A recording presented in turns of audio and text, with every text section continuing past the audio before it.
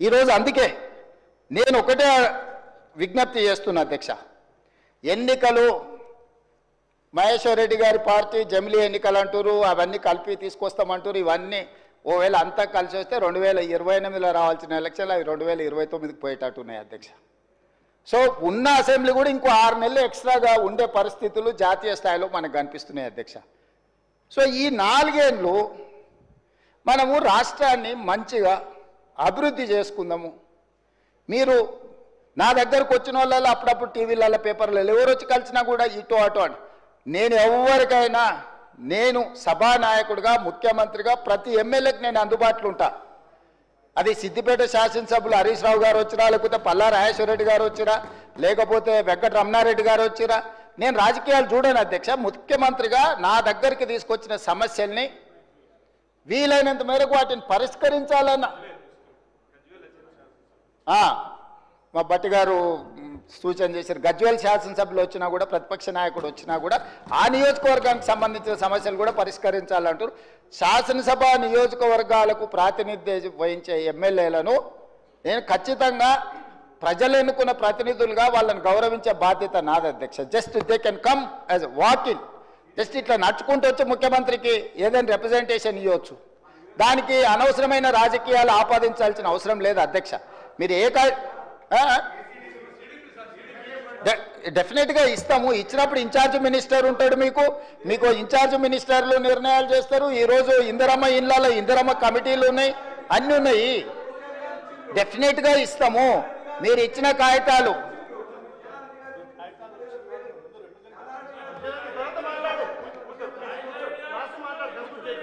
నిన్నగాక మొన్న పద్మారావు గారు వచ్చిండ్రు, సికింద్రాబాద్ శాసనసభ్యులు. ఆయన నియోజకవర్గానికి సంబంధించిన కాలేజీలు ఇతర నిర్మాణాలకు సంబంధించిన నిధుల గురించి వచ్చిండ్రు. అక్కడికక్కడనే నేను ఆదేశాలు ఇచ్చి ఎంబడే ఆ పనులను మొదలుపెట్టాను అని చెప్పిన. కృష్ణమోహన్ రెడ్డి గారు వచ్చిండ్రు. గద్వాల ప్రాంతం గట్టు మండలము అత్యంత వెనుకబడ్డ మండలము, డార్క్ మండలం. గద్వాల ఏరియాల one of the backward area. వారు వచ్చిండ్రు, ప్రాజెక్టులు కట్టాలన్నారు. ఇచ్చిన యాదయ్య గారు వచ్చారు చేవెళ్ళ నుంచి, వారికి చేసిన. మిత్రుడు ప్రభాకర్ రెడ్డి గారు కుటుంబంలో శుభకార్యం ఉంది రావాలని వెడ్డింగ్ కార్డు ఇచ్చిండు. నేను ఎవరినైనా వెళ్ళాను, కలిశాను, ఆశీర్వదించి వచ్చిన. మంచిని మంచి అంటాము, చెడును చెడు అంటాము. మా మైండ్లలో చెడు లేదు. మీరు మైండ్ లేదని ఉన్నా దాన్ని తగ్గించుకోండి. 10 సంవత్సరాల అనుభవం తర్వాత ప్రజలు ఇచ్చిన తీర్పు మనకు కొంత కనువిప్పు కలిగించాలి. అది కాకుండా మనం ఎంతసేపు ఉన్నా ఎదురుగున్నోళ్ళని బద్నాం చేయడం ద్వారా మనం మంచోళ్ళం అవుదామని అనుకుంటే కుదరదు అధ్యక్ష. ప్రజలు విఘ్నులు. మమ్మల్ని బద్నాం చేసినంత మాత్రాన మీరు మంచోళ్ళు కాలేరు. మీరు మంచిగుంటే మంచోళ్ళు అవుతారు. మా మీద బురద చల్లి మాకంటే వాళ్ళ దగ్గర ఎక్కువ బురదుంది చూడండి అని, మీ మీద ఉన్న బురద కంటే మా మీద ఎక్కువ చల్దామని, లేకపోతే మా డిప్యూటీ సీఎం గారినో ఇంకొకరినో బద్నాం చేయడం ద్వారా మీరు మంచోళ్ళు అవుదామని మీరు ముసుగు దొరుకుని మీరు ప్రవర్తించడం వల్ల మీకు ఏమీ ప్రయోజనం ఉండదు.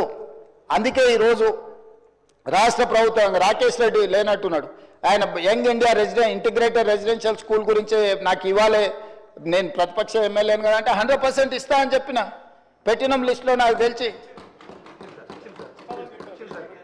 సో అధ్యక్ష, మేము వివక్ష చూపించము. వివక్ష మా విధానం కాదు. వివక్షతోని రాష్ట్రాన్ని నడపలేము. వివక్ష వల్ల రాష్ట్రం అభివృద్ధి చెందదు.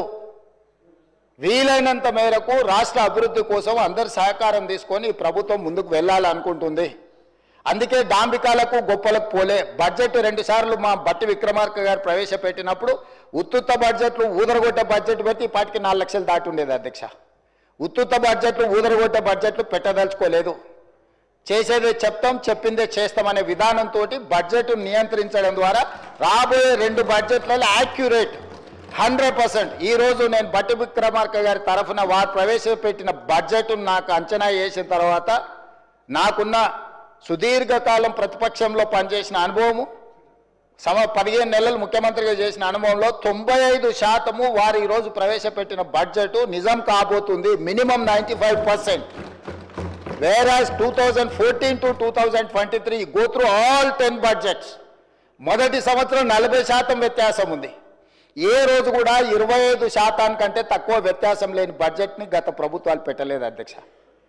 కాగితాలకే పరిమితమైన కేటాయింపులు, కాగితాల మీదనే కేటాయింపులతోని శాఖలు నిర్వహించాలని, వెల్ఫేర్ నిర్వహించాలని, ఇట్లా రకరకాల అబద్ధాలతోని ప్రైవేట్ కంపెనీలు బ్యాంకులలో లోన్ తెచ్చుకోవడానికి ఎన్ని రకాలుగా బ్యాలెన్స్ షీట్లను ఫ్రాడ్ చేస్తారో రాష్ట్ర ప్రభుత్వం అన్ని రకాలుగా బడ్జెట్ను ఫ్రాడులెంట్ బడ్జెట్స్ ప్రవేశపెడితే CAG time and again they have given findings. ఇంత ఫ్రాడులెంట్ ఇవే మేము చూడలేదని క్యాగ్ నివేదికలు ఇచ్చినాక కూడా వాళ్ళ ఆలోచన మారతలేదు. వాళ్ళ ఆ ఆలోచన మారిపోయింది. ప్రజలు వాళ్ళని మార్చిండ్రు, మాకు ఒక అవకాశం ఇచ్చిండ్రు. మాకు అవకాశం ఇచ్చినప్పుడు కనీసం కొంత పని చేయడానికి సహకరించి కొంతకాలం చూసిన తర్వాత వాస్తవాల ప్రాతిపదికన ఏదైనా మాట్లాడితే బాగుంటుంది అధ్యక్ష. అంతే తప్ప ఈరోజు ఏడ భూసేకరణ చేయడానికి పోయినా అంతెందుకు అధ్యక్ష, నిన్నమన్నా నేను చూస్తున్నా గచ్చిబౌలిలో భూమి మీరు ఏం చేయొద్దని. అధ్యక్ష దాదాపుగా 25 సంవత్సరాలు అనుకుంటా, 25 సంవత్సరాల క్రితం బిల్లీరావు అనే వ్యక్తికి, ఒక ప్రైవేట్ వ్యక్తికి, ప్రైవేట్ సంస్థకు ఆ భూమి కేటాయించారు. 25 సంవత్సరాల నుంచి ఏ రోజు కూడా సెంట్రల్ యూనివర్సిటీ దగ్గర ఆ భూమి లేదు. తెలంగాణ ఉన్న కంబైన్డ్ రాష్ట్రంలో 2006లో ఆనాడు కాంగ్రెస్ పార్టీ రద్దు చేసింది ఆ కేటాయింపు. అక్కడి నుంచి కోర్టు కేసులు జరిగినాయి. 2014లో తెలంగాణ రాష్ట్రం వస్తే 2024 వరకు 10 సంవత్సరాలు గత ప్రభుత్వం బిల్లీరావు నుంచి భూమి గుంజుకోలేదు అధ్యక్ష.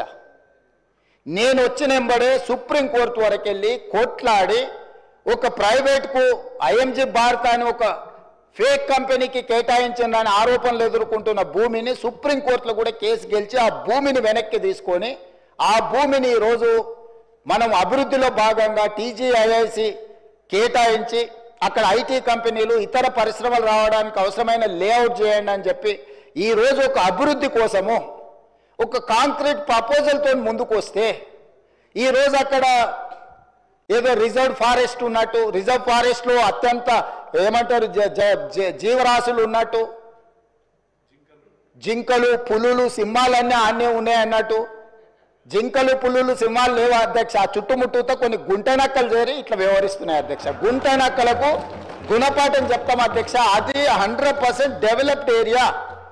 We are also going to utilize for development. We are not utilizing or otherwise మేము ఎవరికో అర్ధరాత్రి పూట ఎవరికో కట్టబెట్టే ప్రయత్నం చేయలేదు అధ్యక్ష.